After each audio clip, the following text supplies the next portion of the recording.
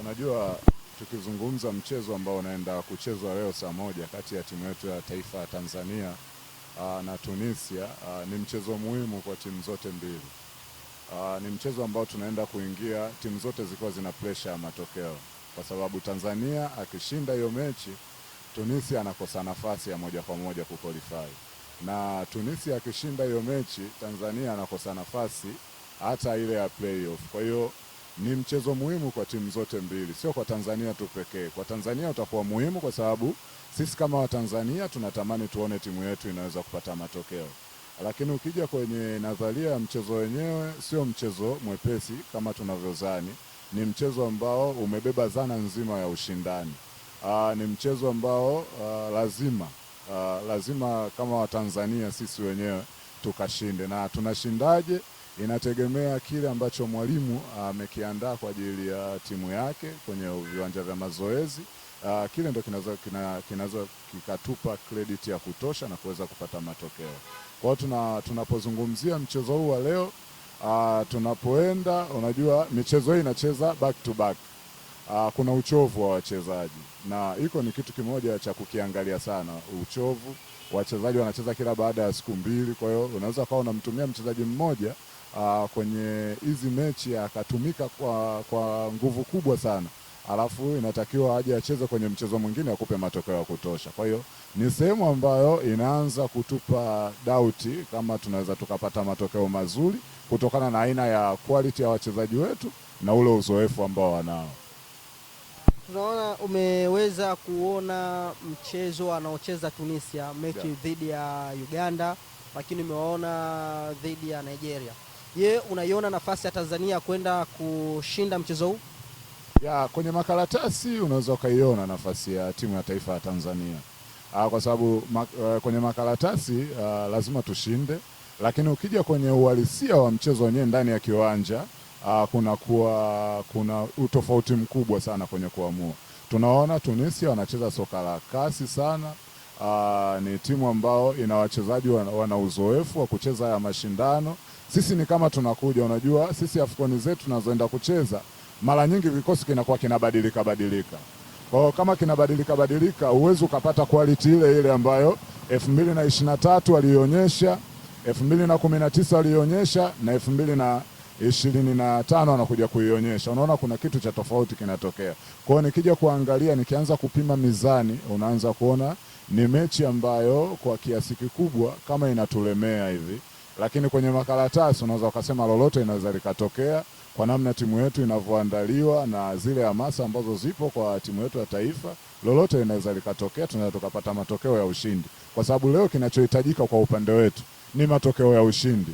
Sisi hatuhitaji sare, kwa sababu sare tukiipata haitupi hata nafasi ya best loser. Tunapopata matokeo ya ushindi, moja kwa moja tunaenda kwenye 16 bora. Unamuona kocha Gamondi akienda kuanza vipi? Tunaona mchezo wa kwanza alianza Bwana Samata, lakini mchezo wa pili aliweza kufanya rotation baadhi ya wachezaji. Sasa kuelekea mchezo huu wa Tunisia, wewe unaenda kumuona kocha Gamondi akienda kuanza vipi na wachezaji wake 11? Kitu cha kwanza labda niwaambie wadau wa mpira kwa nini rotation.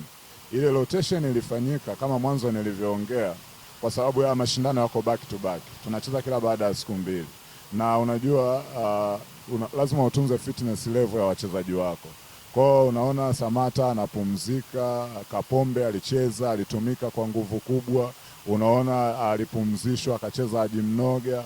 Kwa hiyo siku ya leo ninaona kuna maingizo yanaweza akarejea, kama Kapombe naweza nikamwona akarejea kwenye nafasi yake, pia naweza nikamwona Samata pia akirejea kwenye nafasi yake.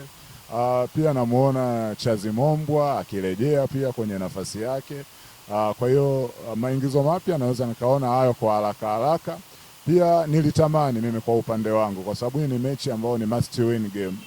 Na kuna wachezaji ambao wanaweza kufanya pressing kwenye eneo la juu. Mtu kama Kibu Denis nilikuwa natamani sana nimuone kwenye mchezo wa leo akichukua upande mmoja kwa ajili ya kusaidia timu iweze kupress kuanzia eneo la juu. Kuna maneno yanaibuka mtaani kusema kwamba kocha Gamondi anawapendelea sana wachezaji wa Yanga na timu nyingine.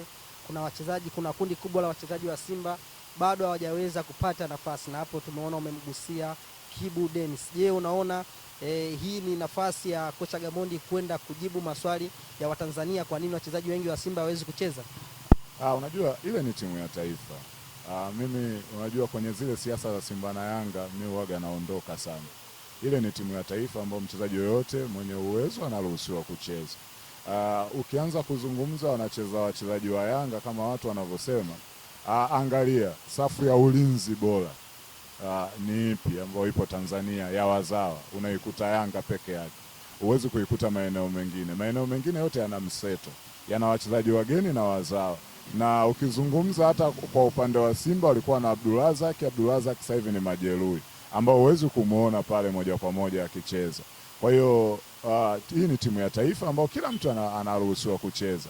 Kwa hiyo ukiondoa kwenye safu ya ulinzi ukija kwenye eneo la kiungo unakuta ni wachezaji ambao wanatoka kwenye vilabu vingine, sio tena wachezaji wa Yanga. Sisi tunachotamani kwenye timu yetu ya taifa tupate ushindi. Haijalishi anacheza mchezaji gani. Ni kweli anakuwa na uwezo, na hiyo yote inakuwa gani mipango ya mwalimu. Unajua hizi mechi sasa hivi zina mipango. Mechi hii tofauti na mechi nyingine. Unapoenda kucheza na Tunisia ni tofauti na unapoenda kucheza na Uganda. Unapoenda kucheza na Tunisia lazima kuna mpango utakuwa umeutengeneza. Na unapoenda kucheza na Uganda mpango wa Tunisia inawezekana usifae kwenye hiyo mechi. Kwa hiyo kila mechi ina mchezaji wake wa aina yake. Inawezekana hao wa Simba ambao watu wanawalalamikia na wanatamani Gamondi awajibu, kuna mechi yao wanaweza wakacheza, inawezekana ukakuta leo wapo uwanjani wanacheza. Na kwa nini wanacheza? Sio kwa sababu ya maswali ya wadau. Wanacheza kwa sababu mpango unaruhusu wa kucheza wakina Kagoma, mpango unaruhusu wa kucheza Kibu. Kwa namna mechi leo unavyoiona ilivyo, unamwona mtu kama Kibu ana umuhimu mkubwa sana wa kucheza kwenye hiyo mechi. Kwa nini? Kwa sababu tunahitaji wachezaji ambao watakuwa wanafanya pressing kwenye eneo la juu. Ukiangalia mashindano ya AFCON kwa safari hii ni mashindano yapo kimbinu zaidi. Wachezaji wengi hawaachiwi muda na nafasi wa kuamua mambo.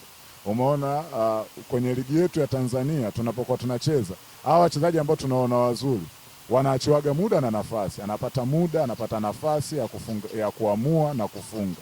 Lakini unapokuja AFCON huachiwi muda na nafasi. Kwa hiyo sasa ili tusiachiwe muda na nafasi na tusiwaachie wapinzani muda na nafasi, unamhitaji mtu kama Kibu Dennis ili aweze kucheza, aweze kufanya pressing eneo la juu ili sasa tunasema wapinzani wasipate muda na nafasi wa kuweza kufanya jambo lolote lile la kutuzuru sisi au la kushambulia lango letu. Tumalizie kwa kuweza kumcha Bakari Nondo Mwamnyeto. Ameonekana kurejea katika kikosi cha timu ya taifa. Tunajua hana mwendelezo mzuri katika klabu yake. Wewe umeridhishwa kwa kiasi gani na kiwango cha Bakari Nondo Mwamnyeto wa timu ya taifa? Unajua mimi kwanza ni surprise package. Unajua sikutegemea kama anaenda kukifanya kitu kama kile ambacho ameenda kukifanya. Na wakati anaanza kuchezeshwa mechi ya kwanza nilielewa kwa nini mwalimu anaenda kumchezesha. Unajua sisi kuna kitu kimoja, kuna eneo la vimo ndo vinatusumbuaga sana. Na siwezi nikawasema vibaya wachezaji ambao wanacheza, kwa mfano kama Diki anacheza, lakini ukiangalia aina ya kimo chake kidogo kuna changamoto. Tulikuwa tunaenda kwenye mashindano ya kimataifa ambao watu wana experience ya kimataifa. Kwa hiyo ulikuwa lazima mtu kama Mwamnyeto anaweza kuanza kwenye eneo lako. Na ukimwangalia Mwamnyeto amekuwa superb sana safari hii. Unajua yale makosa ameyaondoa sana, makosa binafsi ambayo alikuwa anayafanya, makosa binafsi ya kiufundi. Akiwa na timu ya Dar es Salaam Yanga Afrika tulikuwa tunaona mengi akiyafanya. Lakini sasa hivi kwa kiasi kikubwa tunasema asilimia zaidi ya 70 ameweza kuimprove, ameweza kuyadhibiti yale makosa. Ametoa kiwango bora eneo la nyuma, amekuwa kiongozi mzuri.